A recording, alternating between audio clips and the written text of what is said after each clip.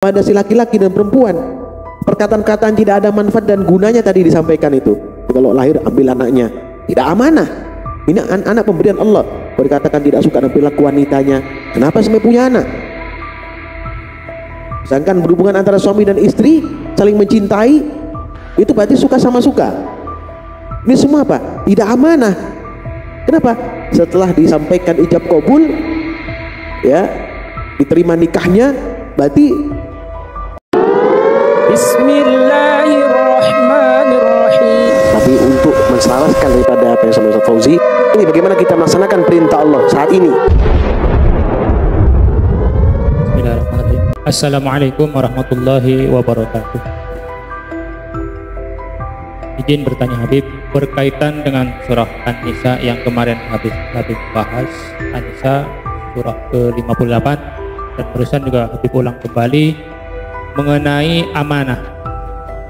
Di sini Allah merintahkan menyampaikan amanah kepada yang berhak dan menerimanya, dan apabila menegakkan hukum di antara manusia, hendaknya kamu menetapkan hukum dengan adil. Saya mengingat kejadian ketika kemarin silaturahmi di hari raya. Ini terjadi di keluarga, masih keluarga gitu. Kejadian di dua keluarga, yang satu hampir mirip mengenai amanah Allah dengan kehamilan istri. Yang satu bercerita lain. Itu karena ini seorang suami bercerita ketika istrinya perilakunya kurang baik, tapi karena hamil akhirnya beliau berkata begini, saya akan menceraikan istri saya setelah lahir anak itu. Jadi anak itu saya ambil, terus setelah itu saya ceraikan karena perilakunya kurang baik. Sementara yang satunya lagi, ini di pihak istri yang berkata, karena beliau merasa tidak cocok dengan suaminya, merasa tidak kurang mungkin karena emosi atau gimana.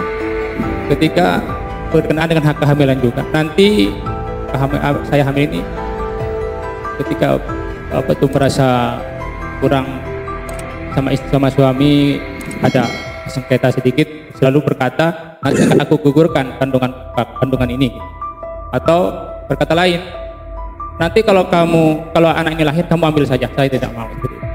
Itu bagaimana? Apa termasuk kesombongan yang tadi di surat An-Nahl ayat 22 Habis sampaikan bahwasanya harus di surat An-Nahl ayat 22 bahwasanya kita harus mengakui keesaan Allah, termasuk orang-orang yang mengingkari keesaan Allah ketika kita berlaku tidak sesuai dengan aturan Allah.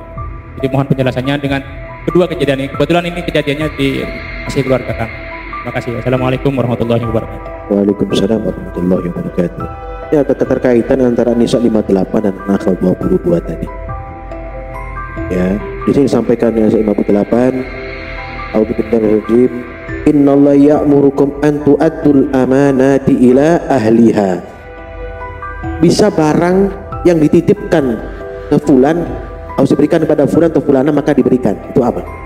Bisa juga harta rizki yang Allah berikan kepada hamba tersebut dikeluarkan bagian orang lain, itu amanah. Bisa juga hukum-hukum Allah yang wajib dilaksanakan tapi ditinggalkan, itu melanggar amanah. Hukum-hukum Allah yang dilaksanakan dengan benar berarti menjalankan amanah. Amanah ini luas. An-Nisa 58 ini ya juga bisa dibahas, juga ditambahkan dengan An-Nahl ayat 22 tadi. Bisa ya, jadi paham ya. Jadi di sini disampaikan bahwa dengan kasus yang tadi terjadi ya, berarti itu sudah melanggar amanah yang telah Allah berikan kepada si laki-laki dan perempuan. Perkataan-perkataan tidak ada manfaat dan gunanya tadi disampaikan itu. Kalau lahir ambil anaknya, tidak amanah. Ini anak pemberian Allah. Berkatakan tidak suka dengan perilaku wanitanya, kenapa sampai punya anak? Sedangkan berhubungan antara suami dan istri saling mencintai, itu berarti suka sama suka. Ini semua apa? Tidak amanah. Kenapa? Setelah disampaikan ijab kabul, ya, diterima nikahnya, berarti harus menerima amanah tidak itu?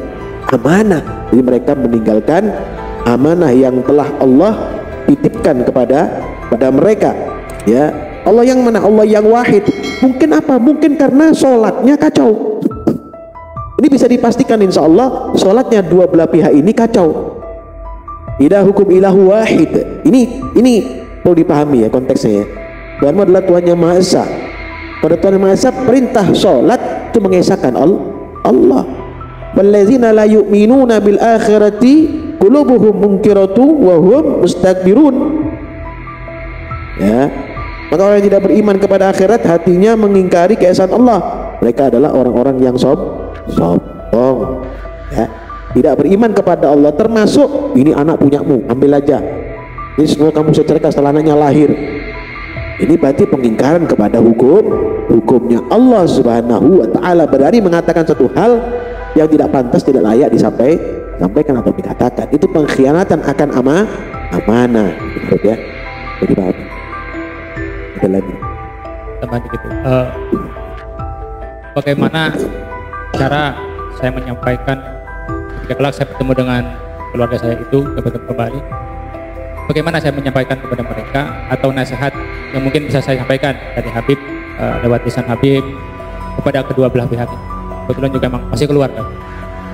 Sampaikan satu yang paling penting, perbaiki sholat. Yakin itu sholatnya pasti berantakan. Ya. Kedua, perkataan berkaitan dengan seluruh yang saya dengar tadi adalah perkataan mengingkari daripada amanah Allah Subhanahu wa ta'ala. Jangan dilakukan. Kalau udah ingkar pada amanah Allah berarti tidak mengesahkan Allah. Kenapa tidak mengesahkan Allah? Karena sholatnya morat marit begitu. Sampaikan sholat. Kalau dia sholat insya Allah semua akan hilang. Insya Allah akan netral semua. Ya, jadi pahami. Yang lain. Malik. Assalamualaikum warahmatullahi wabarakatuh. Waalaikumsalam warahmatullahi Saya tentang pertentangan setan. Biasanya tidur mau sholat malam dan mau sholat, tidur capek gitu, memang setan yang menggoda terus apa memang karena kelelahan mental? Yang satu. Yang kedua, dan untuk tawasul 4 itu memang ada benarnya. Ada seorang teman tawasul 4 itu perjalanan sampai Bali, Madura, bertawasul 4 itu waktunya sama, bensinnya habisnya sama, ternyata datangnya kayaknya gak cepat. Memang ada kebenaran dan karomah. Untuk penjelasan itu memang karomah atau? Terima kasih. Assalamualaikum warahmatullahi wabarakatuh. Waalaikumsalam warahmatullahi wabarakatuh. Begini ya, kita berprasangka baiklah kepada Allah. Manusia punya capek letih, rasa capek letih itu pasti ada. Bisa dibedakan antara capek letih dengan gangguan setan itu bisa diperhatikan. Kalau setiap hari bobok nggak bangun ya wajar, itu namanya gangguan setan. Kalau sekali-kali capek karena kegiatan penat, memang capek betul, memang harus istirahat. Setidaknya kita paham bahwa semua itu ada keterkaitan ya, satu dengan perintah Allah, satu dengan gangguan setan itu ada. Perintah Allah berarti hamba juga diperintahkan istirahat, karena itu bagian tenaga. Kita manusia biasa, tidak mungkin kita bisa terus begitu konstan simultan terus tak pernah berhenti, nggak mungkin, dan sangat nggak mungkin ya. Karena saya merasakan hal yang sama, tapi di balik itu ada gangguan setan. Mungkin tiap hari bobo ada, tiap hari capek. Wah, berarti perlu diruqyah ya. Seperti itu. Perhatikan firman Allah, buka surat Al-An'am ayat 128. Buka Al-An'am 128, baca ma'ruf.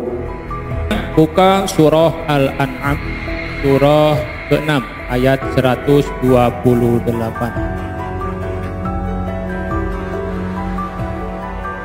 Surah Al-An'am surah ke-6 ayat 128.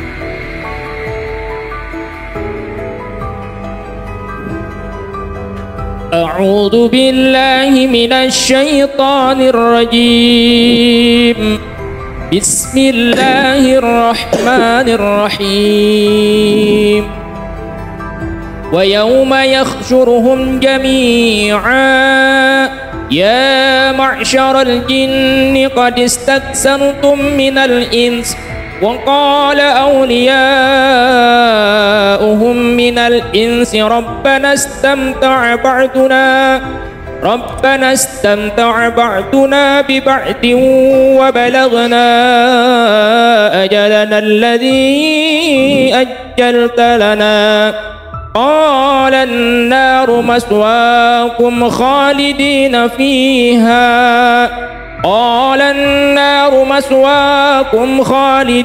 فيها إلا ما شاء الله إن ربك حكيم عليم صدق الله العظيم اللهم ارحمنا بالقرآن.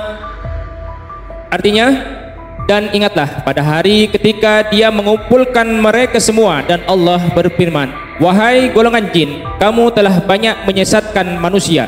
Dan kawan-kawan mereka dari golongan manusia berkata, ya Tuhan kami, kami telah saling mendapatkan kesenangan dan sekarang waktu yang telah Engkau tentukan buat kami telah datang.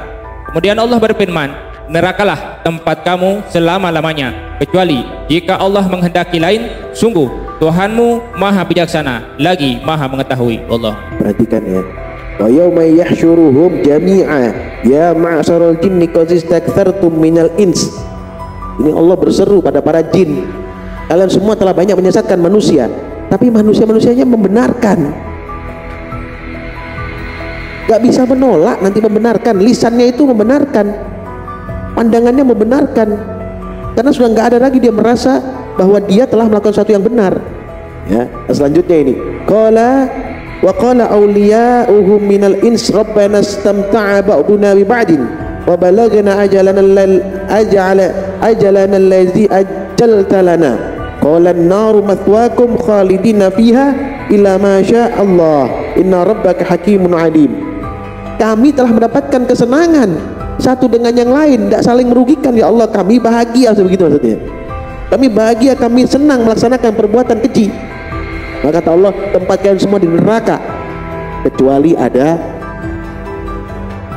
ketentuan lain daripada Allah Subhanahu wa ta'ala kepada manusia. Makanya ya Allah, kita ini, ya saya hanya mengingat pada kita semua, pada semua kalian yang ada di sini, istiqomalah dengan hal-hal yang baik, sehingga mengakar itu hal yang baik itu.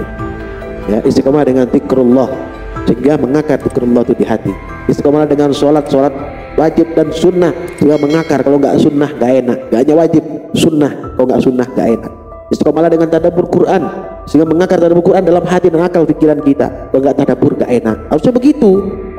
Ya, kalau sudah mengakar seperti itu, gangguan akan sulit.